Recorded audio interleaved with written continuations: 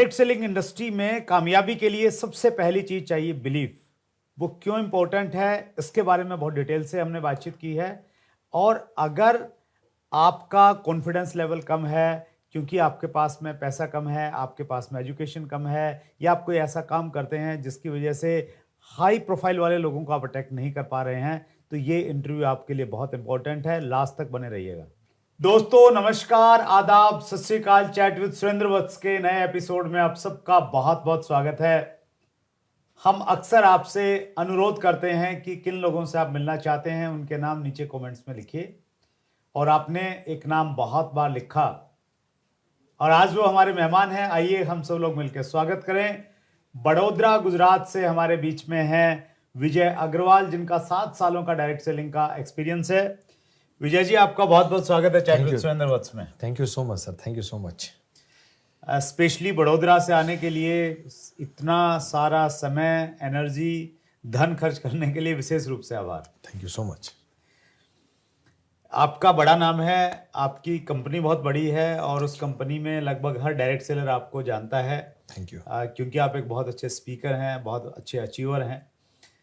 लेकिन पूरा हिंदुस्तान विजय अग्रवाल जी की बैकग्राउंड के बारे में जानना चाहता है और वो कैसे डायरेक्ट सेलिंग में आए उसके बारे में जानना चाहता है। तो अब तक का सफ़र बताइए।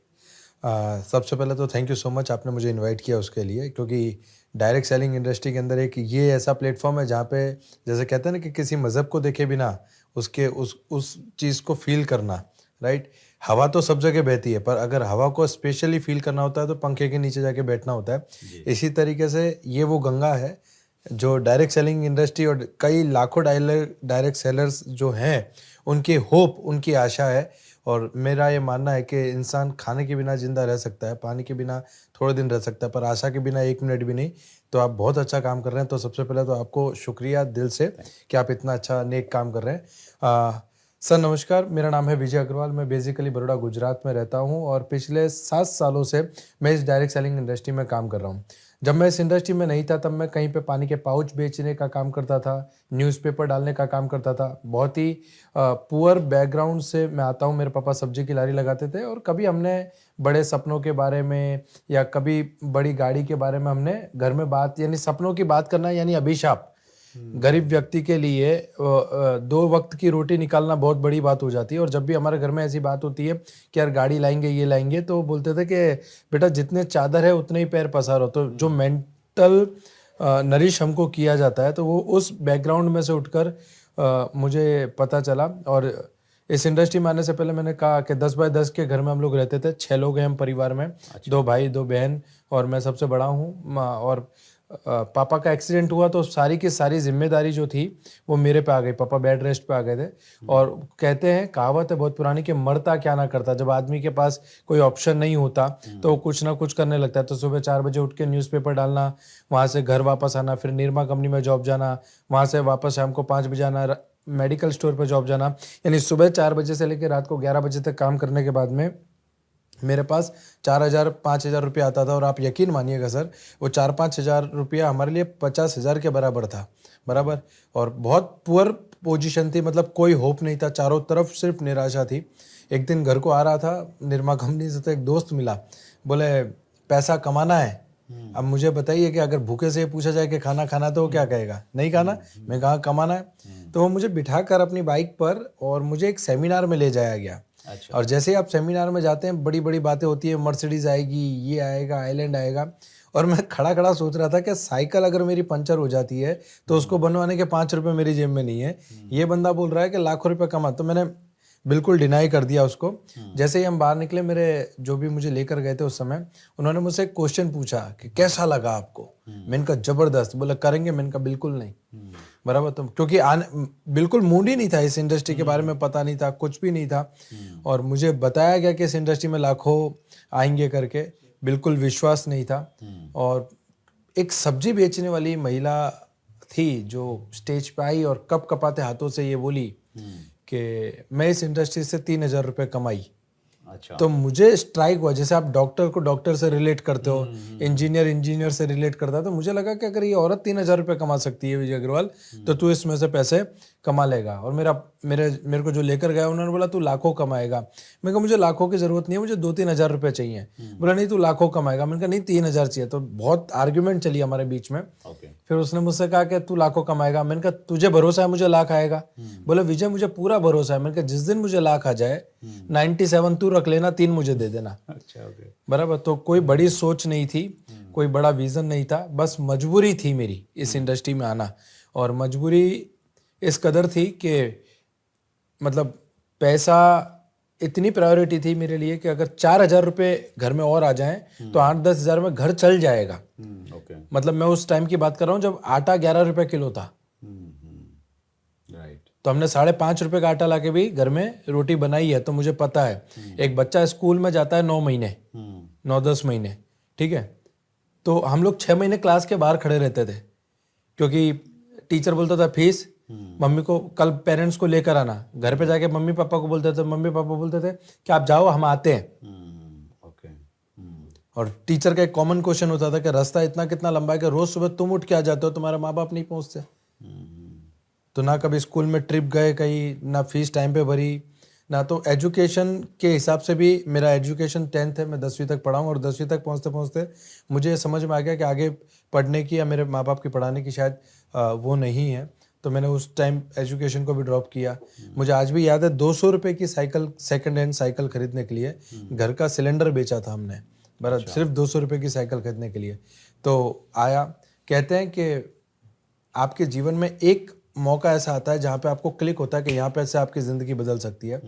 और मेरे मेंटर हैं, राइट, अल्पेश गजर सर। हाँ, अल्पेश जी बहुत बड़े लीडर हैं, बहुत बड़े हमारे लीडर हैं, मेहमान रहे हैं जी बिल्कुल। और मैं ये कहूँगा कि ये कहना गलत नहीं होगा कि अगर आज विजय अग्रवाल जो कुछ भी है, अगर उनकी मेंटरशिप को निकाल दिया जाए तो मैं कुछ भी नहीं। तो उनकी वजह से इस इंडस्ट्री को समझ पाया, इस इंडस्ट्री में काम कर पाया। और आज 7 ईयर मुझे इस इंडस्ट्री में हो गए हैं और आप लोगों की दुआओं की वजह से एक अच्छे मुकाम और एक अच्छे प्लेटफॉर्म पे काम कर रहा हूँ मैं। That's great, wonderful. Thank you Vijay ji, बहुत इंस्पायरिंग स्टोरी है, आप जहाँ से उठ के आए हैं। मैं आपके बारे में ना कुछ कॉम्प्लीमेंट्स पढ़ना चाहता हूँ जो आपके कमिंग सून के वीडियो पे बहुत सारे लोगों ने किए हैं जी। उससे हमारे व्यूअर्स को भी मालूम पड़ेगा कि कौन उनके सामने बैठे हुए हैं। चंचल अग्रवाल ने लिखा है, welcome sir, we are excited to listen you. Sheetal ने लिखा है, वेलकम सर, यूथ आइकॉन, धरती से आसमां तक कैसे पहुंचे हैं वो आपसे बेहतरीन कौन सिखा सकता है। जोबनदीप ने लिखा है, यूथ आइकन ऑफ इंडिया। जिंदगी नेटवर्क मार्केटिंग ने लिखा है, आपने दिखा दिया अग्रवाल साहब कि मोहर नहीं लगी गरीबी की किसी पे। यस। विजय ने लिखा है, युवा दिलों के धड़कन। सतीश राजपूत ने लिखा है, डायरेक्ट सेलिंग के बादशाह। और अविनाश ने लिखा है, यूथ के लिए प्रेरणा है आप। मोतीराम साहू ने लिखा है, गुजरात से MLM के राजा का फर्श से अर्श का सफर, CWSV में सुनने के लिए बेकरार। Thank you so much all of you. तो बहुत प्यार करते हैं विजय जी लोग आपसे, और बहुत शानदार स्पीकर हैं, उसकी छोटी सी झलक हमको अभी देखने को मिल गई है और बहुत मज़ेदार होने वाला है ये interview. Thank you. Direct selling में विजय जी बहुत सारी चीज़ें चाहिए एक व्यक्ति को कामयाब होने के लिए, बिल्कुल। लेकिन उनमें सबसे ज़रूरी चीज़ क्या है जो आपकी नज़र में कि यार ये सबसे पहले आएगा, फिर बाकी चीज़ें बाद की? सर आपने बिल्कुल सही कही कि जैसे कहते हैं कि खाना बनाने के लिए बहुत सारे मसालों की ज़रूरत पड़ती है, पर मेरा ये मानना है कि डायरेक्ट सेलिंग इंडस्ट्री में, ये मेरा फर्म बिलीफ है कि डायरेक्ट सेलिंग इंडस्ट्री में एक व्यक्ति को सफल होने के लिए जो सबसे पहली चीज़ चाहिए वो चाहिए बिलीफ सिस्टम। अगर आपका बिलीफ है ही नहीं, आपका भरोसा ही नहीं है, तो आप इस इंडस्ट्री में आकर भी कुछ नहीं कर पाओगे। मतलब ये तो ऐसी बात हो गई कि गंगा किनारे गए, पानी आंखों पे लगाया और चले आए। गंगा में डुबकी करने से आपके जो है शरीर की निर्मलता बाहर आती है, तो वो बिलीफ है, बराबर। और किसी भी इंडस्ट्री में सफल होने के लिए, इस डायरेक्ट सेलिंग इंडस्ट्री में सफल होने के लिए जो सबसे इंपॉर्टेंट चीज़ है वो है बिलीफ। अगर आपका बिलीफ नहीं है तो आप कुछ नहीं कर सकते। बिलीव किस चीज़ पे होना चाहिए? सबसे पहले अपने आप पे। अच्छा, कि मैं कर सकता हूँ, मैं कामयाब हो सकता हूँ। यस, मेरा जन्म ही कामयाबी के लिए हुआ है। नहीं, अगर किसी को नहीं हो रहा है, मान लेते हैं उसकी पुराना जो उसका एक्सपीरियंस है उसमें उसको फेलियर्स मिले हैं लाइफ जी में, 2-3 काम करके देखे, बात नहीं बनी, बिल्कुल। तो उसको यहाँ भी यकीन नहीं हो रहा है कि यार मैं कामयाब हो सकता हूँ, तो कैसे कैसे वो साहस जुटाए? सर सबसे पहली बात तो जितना भी मैं समझता हूँ बिलीफ के बारे में, हमने कई महापुरुषों के एग्जाम्पल देखे हैं। गांधी जी ने कोई 2-4 साल में आज़ादी नहीं ले ली। सुभाष चंद्र बोस ने कोई 2-4 साल में आर्मी खड़ी नहीं कर दी, बराबर है। तो उनका बिलीफ था। इन सारे महान व्यक्तियों में एक कॉमन व्यक्तित्व जो था वो था बिलीफ। अब्राहम लिंकन जिन्होंने 17 बार चुनाव हारा, राइट, तो उनमें एक बिलीफ था, राइट, और मैं कर सकता हूँ, राइट। और इससे मैटर ही नहीं करता कि आपका पास्ट एक्सपीरियंस क्या है, क्योंकि आपने जो पास्ट में बीज बोए थे उसकी फसल आज आप काट रहे हैं, राइट। आज जो बीज बोएंगे इसकी फसल आप फ्यूचर में काटेंगे, राइट। तो आपने जो पास्ट में किया गया काम है उससे आपको लर्निंग करनी है। अगर उसके बोझ को आज भी आप अपने दिमाग में लेकर चल रहे हो तो सर सफलता तो बहुत दूर की बात है, आप लोगों से नजरें मिलाने के काबिल नहीं रहोगे। Very true. तो जो इतिहास है उससे हम लोग सबक लें, बस अब्राहम लिंकन जैसे लोगों से सबक लें कि इतनी सारे फेलियर के बाद वो सक्सेस हो सकते हैं, तो हम भी सक्सेस हो सकते हैं। बिल्कुल, दैट्स ग्रेट। तो विजय जी की बात को एक व्यक्ति ने मान लिया, हाँ, कि जी मैं मेरे अंदर बिलीफ आ गया कि इसमें कामयाब हो सकता हूँ। बिल्कुल। तो और किन चीजों पे उसको बिलीव करना पड़ेगा अगर खुद के ऊपर आ गया तो? सर सबसे पहले तो मैं ये मानता हूँ कि बिलीव जब हम करते हैं तो इस दुनिया में 100% लोग हैं जिसमें से 98% लोग ऐसे हैं जो सब कुछ समझते हैं। इन्हें समझ में आता है कि कंपनी पे भी भरोसा होना चाहिए, प्रोडक्ट पे भी भरोसा होना चाहिए। ये 98% लोग हैं, बराबर है। और स्वीकार करने वाले सिर्फ 2% लोग हैं जिनको असल में भरोसा स्वीकार, एक्सेप्टेंस, राइट। 98% लोग हैं जिन्हें समझ में आ रहा है कि पैसा है, कंपनी अच्छी है, प्रोडक्ट अच्छे हैं, सब कुछ अच्छा है, वो समझते हैं। पर जैसे ही बाहर निकलते हैं 2-4 लोगों की ना, 2-4 लोगों के ताने, बराबर है, और उनको वो फिर उनसे कोई मिलने भी जाता है कि यार मैं भी समझता हूं इसमें पैसा बहुत है पर क्या करूं। ये जो पर क्या करूं वाला जो शब्द है ना, इससे पता चलता है कि इंसान के अंदर बिलीफ कितना है, राइट। मुझे उन 2% लोगों की हमेशा तलाश रही है मेरी जिंदगी में जो स्वीकार करते हैं, जिन्हें पता है कि अंग्रेज डंडे मारेंगे ना तो चलेगा पर आजादी तो लेनी है, जेल में जाना पड़ेगा चलेगा पर आजादी तो लेनी है। वो भरोसा, वो फर्म बिलीफ, वो इसमें बहुत सबसे ज्यादा जरूरी है, राइट। क्योंकि कामयाबी तो बाद में मिलने वाली है, अभी तो भरोसे के साथ ही चलना है। और आपको अमृत, समुद्र मंथन किया गया था अमृत को पाने के लिए, पर उसमें से सबसे पहले तो विष निकला।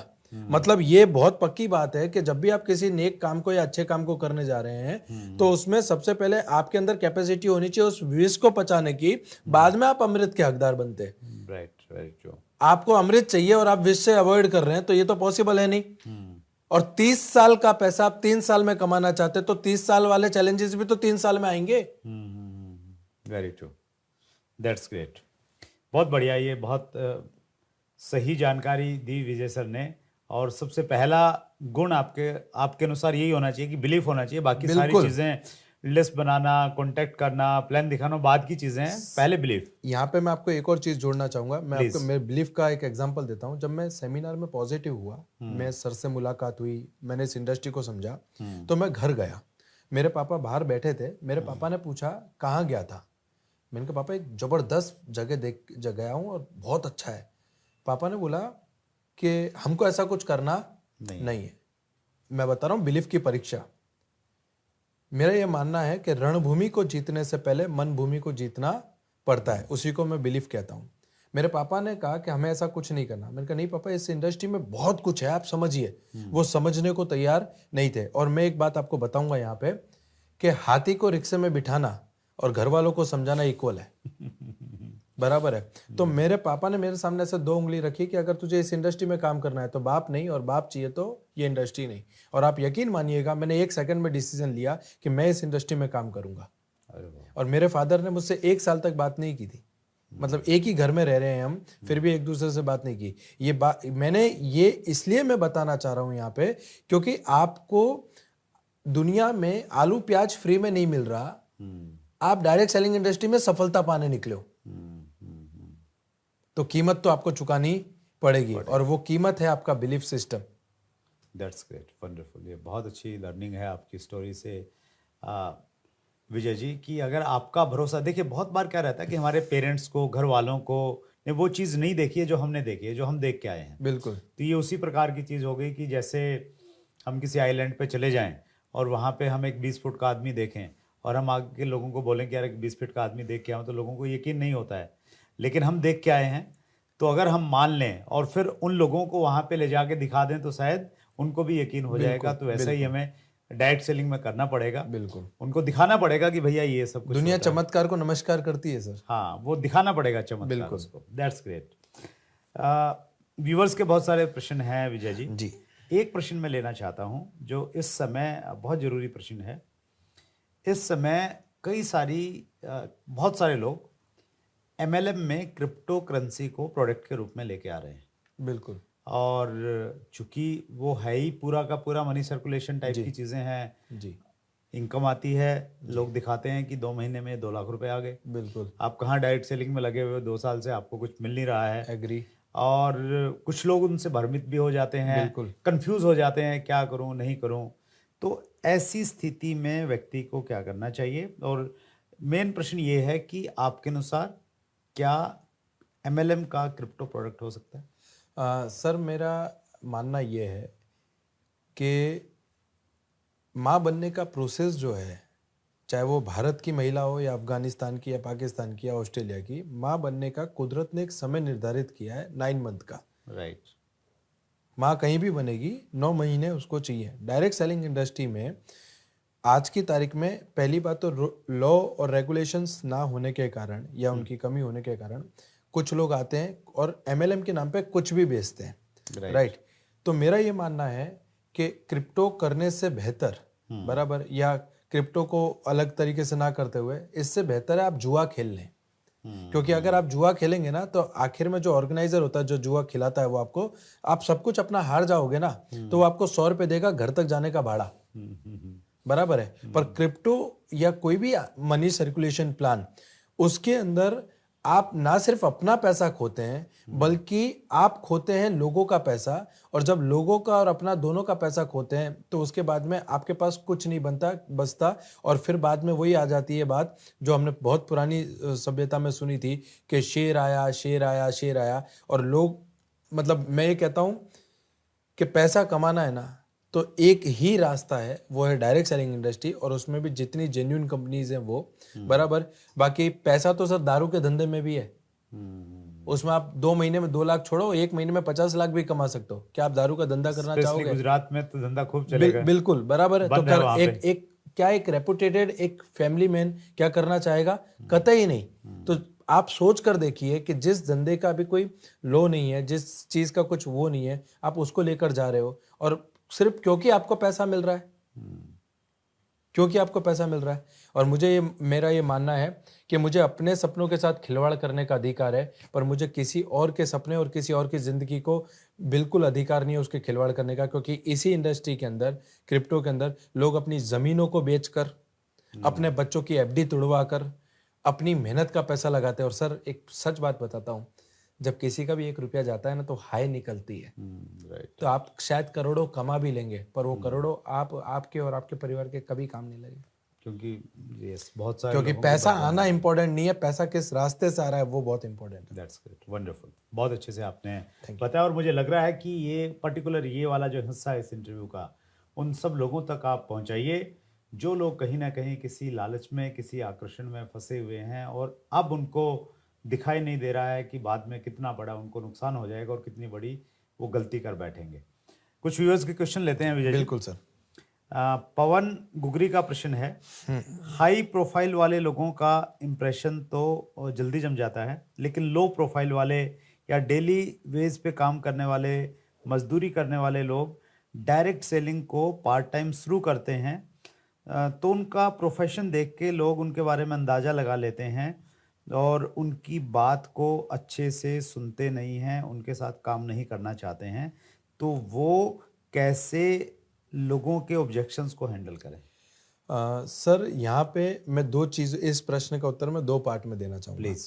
सबसे पहले तो मेरा ये मानना है कि आप अमीर हैं या गरीब हैं या मजदूर हैं, ये जब तक आप नहीं बता रहे सामने वाले को कैसे पता चलेगा, राइट? तो आपको, जब भी मैं ये मानता हूं कि जब मैं किसी व्यक्ति के पास जा रहा हूं बिजनेस के लिए, तो मेरी बॉडी लैंग्वेज, मेरा टेक्सचर, मेरा पोस्चर, मेरे हेयर, मेरे बोलने की स्टाइल, मेरी बैठने की स्टाइल, राइट? क्योंकि हम ये कहते हैं कि नेटवर्क मार्केटिंग में पैसा बाय प्रोडक्ट है। आप ये मत देखिए कि विजय अग्रवाल आज कितना पैसा कमा रहा है, आप ये देखिए कि एक पानी के पाउच बेचने वाले को इस इंडस्ट्री ने 7 साल में क्या बना दिया, राइट? तो इंपॉर्टेंट है आपकी वेशभूषा। अगर आप चप्पल पहन के किसी को डायरेक्ट सेलिंग का प्लान देने जा रहे हैं तो वो आपकी बात पे भरोसा नहीं करेगा, राइट? आपकी बॉडी, आप घर पे जाके किसी की, आपकी किस बॉडी लैंग्वेज में बात कर रहे हैं या किस बॉडी लैंग्वेज से आप बैठे हैं, आपने जो कपड़े पहन रखे हैं वो कैसे हैं, राइट? तो अमीर लोगों में और गरीब लोगों का कोई फर्क नहीं है। ये इंडस्ट्री वो है जहां पे आपकी पर्सनैलिटी, आपकी बातें, राइट? मेरा एकेडमिक एजुकेशन 10th है, मैं 10वीं तक पढ़ा हूं, पर जब मैं किसी व्यक्ति से बात करता हूं तो कोई जज नहीं कर सकता कि मैं 10th पढ़ा हूं। तो मैंने सबसे पहले अपनी पर्सनैलिटी में डेवलपमेंट किया। मैं संजय नगर करके, हमारे वहाँ एक स्लम एरिया था, मैं वहाँ रहता था। तो आप अगर मुझे इस इंडस्ट्री से पहले आप मिले होते तो मेरी लैंग्वेज, जो एक रेडी चलाने वाला या कोई फुटपाथ पे बिजनेस करने वाले की लैंग्वेज कैसी होगी, मेरा सर्कल कैसा होगा, तो आप सोच कर देखिए कि मैंने सबसे पहले, यही चैलेंज तो मेरे सामने था, पर मैंने अपने आप को एजुकेट किया। जब मुझे पता चला कि मेरी बॉडी लैंग्वेज ठीक नहीं है तो मैंने सफल लोगों की बॉडी लैंग्वेज को कॉपी किया। जब मुझे पता चला कि मुझे तू तड़ाक, तेरा, मेरा, ये उंगली करके बात नहीं करना, क्योंकि यही तो वो साइन है जिससे मैं आपको जज कर रहा हूं। Very true.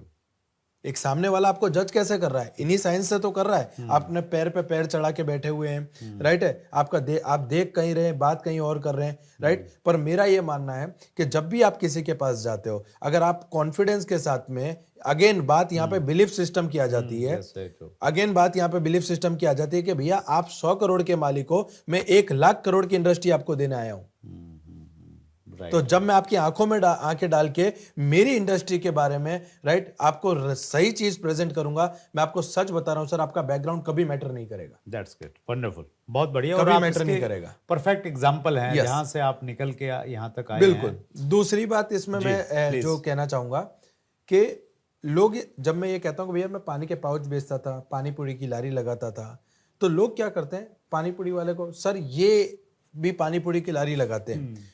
मैं यहाँ पे एक चीज कोट करना चाहूंगा कि मैटर ये नहीं करता कि वो झाड़ू लगा रहा है, कि पाउच बेच रहा है या पानी पूरी की लारी लगा रहा है। मैटर ये करता है कि जब वो व्यक्ति वो काम कर रहा है, उस काम को करते हुए उस व्यक्ति की सोच क्या है।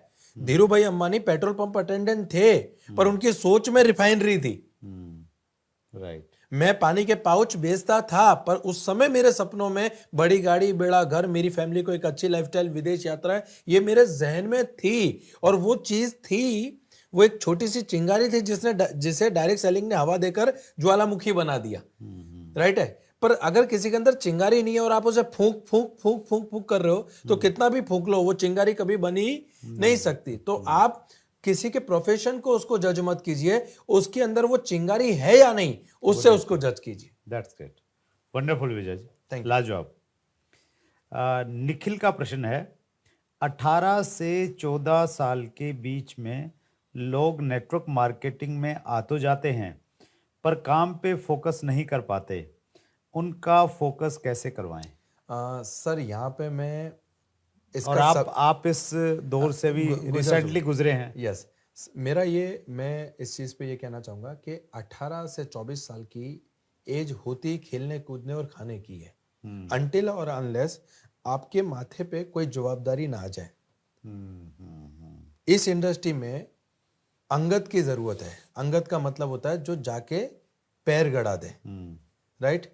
वो पैर इसलिए गड़ा पाया कि पहला तो उसको श्री राम पे बिलीव था कि मेरे प्रभु की हार मैं स्वीकार कर लूंगा, राइट? तो वो अंगत, तो आप अंगत को ना देखिए, आप इनके थ्रू जो रिस्पॉन्सिबल हैं, जो इनके माँ बाप हैं या इनके घर में जो डिसीजन मेकर्स हैं, उनसे जाकर मिलिए, उनको बताइए। और बट क्योंकि इनको क्या है, इनके पास कल को माँ बाप ने कह दिया अरे भैया नहीं करना, तो कि मम्मी पापा ना बोल रहे हैं, घर वाले नेगेटिव हैं, राइट है, तो ये लोग डिसीजन मेकर है ही नहीं।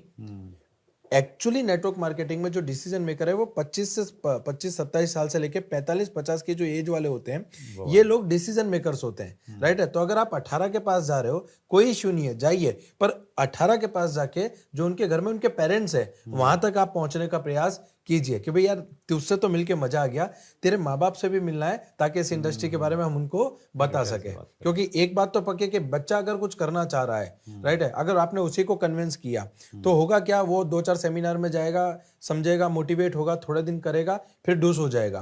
पर अगर आपने जाके जड़ पकड़ ली, मतलब उसके माँ बाप को या उसके पेरेंट्स को या उसके गार्डियंस को, तो होगा ये कि कल को अगर वो नेगेटिव भी हो रहा है या थोड़ा थोड़ा डिम भी हो रहा है तो उसके माँ बाप उसको बैक फोर्स देंगे ताकि वो इसको और आगे डेवलपमेंट की तरफ लेकर जाए। क्योंकि जिम्मेदारी एक वो चीज है, एक वो हथियार है जो आपको किसी भी युद्ध को लड़ने पे मजबूर कर देती है। Great, wonderful, that's great.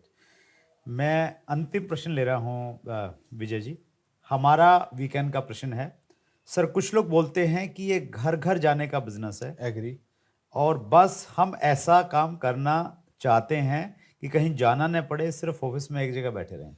Sir सच बताऊं मैं आपको तो शायद ये देश का दुर्भाग्य है। शायद ये देश का दुर्भाग्य है। एक व्यक्ति था, उसने ईश्वर से प्रार्थना की कि मुझे कुछ ना करना पड़े, मैं कुर्सी पर बैठा रहूं, लोग आए अपना काम करके चले जाएं और मुझे पैसा मिले। आज वो सुलभ शौचालय में नौकरी करता है, उसे कुछ नहीं करना पड़ता, वो सिर्फ एक चेयर पे बैठा रहता है, लोग आते हैं, अपना काम करते हैं, पैसा देते हैं और चले जाते हैं, राइट है। तो मेरा ये मानना है कि अगर आपको जीवन में बड़ी सफलता पानी है तो 3 दरवाजे हैं। पहला दरवाजा है घर का, जितना जल्दी हो सके उसे छोड़ दो। क्या बात है। दूसरा दरवाजा है ऑफिस का, उसमें सिर्फ पैर लग के और बाहर निकल जाओ। और तीसरा दरवाजा है कस्टमर यानी कंसल्टेंट का, वहां टेंट लगा के सो जाओ। क्या बात है। क्योंकि जिन लोगों को भी ये लगता है कि इस इंडस्ट्री में घर घर जाना पड़ता है, तो मैं आपको बता दूं कि दारू अच्छी या दूध, मैं आपसे पूछूं कि दारू अच्छी या दूध, राइट है। पर दारू बेचने वाले को कहीं जाना पड़ता है क्या? नहीं, वहीं आते हैं लोग, राइट, लाइन से लगते हैं। हाँ, लाइन से लगते हैं। पर दूध बेचने वाले को हर रोज सुबह 5 बजे लोगों का दरवाजा खटखटा के देने जाना पड़ता है। तो इम्पोर्टेंट ये है कि आप दारू की दुकान खोलना चाह रहे हैं या दूध की। अगर दारू की दुकान खोलना चाह रहे हैं, मतलब जो भी आप एग्जिस्टिंग काम कर रहे हैं वो कीजिए, पर हम दूध बेचने वालों में से हैं जिसे घर घर भी जाना पड़ेगा, लोगों की हेल्थ भी सुधारनी पड़ेगी और साथ में ताना भी खाना पड़ेगा कि भैया कल दूध में पानी ज्यादा था। पर आपका ये काम कितने लोगों की दुआएं आपको देगा, राइट, आपको पता नहीं। और यही एक इंडस्ट्री है सर, जहां पे रोज सुबह उठ के आप अपने चेक में फिगर भर सकते हो कि इस महीने मुझे 5 लाख चाहिए या 10 lakh. Very true, very true, that's great. Vijay ji, आपकी जो बातचीत है उसमें इतना मोटिवेशन है, इतनी एनर्जी है, इतना बिलीव है एक्चुअली उसके पीछे कि वो बिल्कुल लोगों के दिलों तक जाती है। और बहुत मोटिवेशन वाला वीडियो रहा है एजुकेशन के साथ में। ये समय की लिमिटेशन है हमारे पास में, जल्दी फिर मुलाकात करेंगे विजय जी। आप स्पेशली बड़ोदरा से आए, बहुत अच्छा काम कर रहे हैं आप, यूथ को बहुत इंस्पायर कर रहे हैं। एक बार फिर सभी व्यूअर्स की तरफ से बहुत बहुत धन्यवाद। Thank you so much. Thank you. और ये एक छोटी सी भेंट है हमारे व्यूअर्स की तरफ से आपके लिए, प्लीज। Thank you.